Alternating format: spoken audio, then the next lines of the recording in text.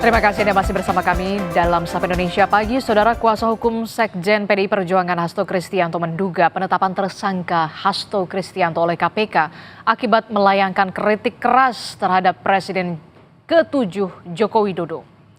Hal ini ia sampaikan dalam sidang gugatan pra-peradilan Hasto Kristianto melawan KPK pada Rabu kemarin. Kuasa hukum Hasto menilai KPK sewenang-wenang menetapkan Hasto sebagai tersangka karena tidak melalui proses penyelidikan, tapi langsung ke penyidikan. Menurut kuasa hukumnya, penetapan Hasto sebagai tersangka berhubungan dengan kritik Hasto Kristianto terhadap Presiden ke-7 Republik Indonesia, Joko Widodo. Sebelum kami sebagai tersangka oleh termohon patut diduga sebagai proses atas kritik keras pemohon dalam situasi yang ada dan sebaran spanduk yang menyerang ketua umum sebagai pemohon. Menariknya, pasca penetapan pemohon sebagai tersangka oleh termohon, hiruk-pikuk respon masyarakat menjadi hilang dan teralihkan. Patut diduga penetapan pemohon sebagai tersangka oleh termohon sangat berhubungan dengan sikap pemohon yang gencar melakukan kritik terhadap kebijakan Jokowi yang menurut pemohon merusak sendi-sendi demokrasi dan supremasi hukum dan merupakan pengalihan isu. Lanjutan sidang gugatan pra-peradilan Sekjen PDI Perjuangan Hasto Kristianto digelar hari ini. Seperti apa? Kita akan tanyakan langsung kepada jurnalis Kompas TV, sudah ada Malaika Kridaman dan juga juru kamera Denny Yosua di Pengadilan Negeri Jakarta Selatan. Selamat pagi Malaika. Malaika, jadi apa agenda sidang gugatan pra-peradilan terhadap Hasto hari ini?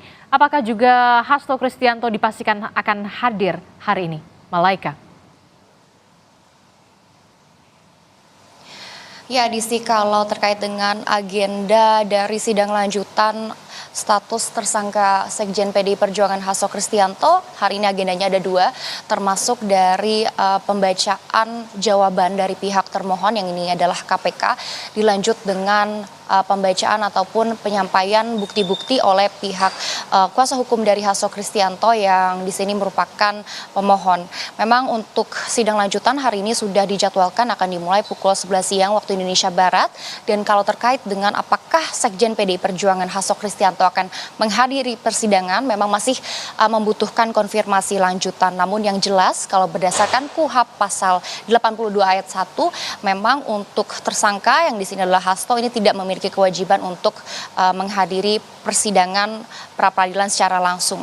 Kalau kita bandingkan dengan agenda kemarin agendanya sudah ada pembacaan permohonan dari pembatalan status tersangka Hasto Kristianto, dan tim kuasa hukum Hasto Kristianto juga kemarin sudah membacakan sekitar 8 poin keberatan, termasuk dari penetapan tersangka yang dinilai tanpa pemeriksaan. Ini juga disebut oleh tim kuasa hukum bertentangan dengan KUHP dan juga putusan MK. Lalu juga dinyatakan bahwa penyidikan ini tidak didahului oleh pengumpulan bukti, dan alat bukti pemulaan ini juga dinilai kurang ataupun tidak cukup. Juga disampaikan soal penyitaan barang secara sewenang-wenang dan juga tidak sesuai prosedur, dan tim kuasa hukum Hasto Kristianto juga sempat menyinggung soal penyamaran dan juga pemeriksaan barang bukti tanpa izin. Hari ini kita akan menunggu apa saja yang menjadi pembelaan dari termohon atas 8 poin keberatan yang sudah disampaikan oleh tim kuasa hukum Hasto Kristianto pada sidang pra-peradilan kemarin. Yang menarik sebetulnya kalau terkait dengan sidang pra-peradilan ini memang waktunya cukup singkat, Adisti dan juga saudara. Artinya dari pihak pemohon ataupun dari pihak termohon ini harus meyakinkan hakim tunggal untuk apakah valid atau tidaknya status tersangka yang dimiliki oleh Hasto Kristianto, karena memang berdasarkan KUHP permohonan ini harus diputus sekitar 7 hari setelah permohonan awal disampaikan. Artinya kalau kita hitungkan permohonan akan dibacakan sekitar tanggal 13 Februari 2025. Adisti. Oke, baik, kita nanti akan saksikan kembali lanjutan sidang gugatan pra-peradilan Hasto Kristianto terkait dengan penetapan tersangkanya di Pengadilan Negeri Jakarta Selatan. Terima kasih informasinya, jurnalis Kompas TV Malaika Kridaman dan juga juru kamera Denny Yosua melaporkan langsung dari Pengadilan Negeri Jakarta Selatan.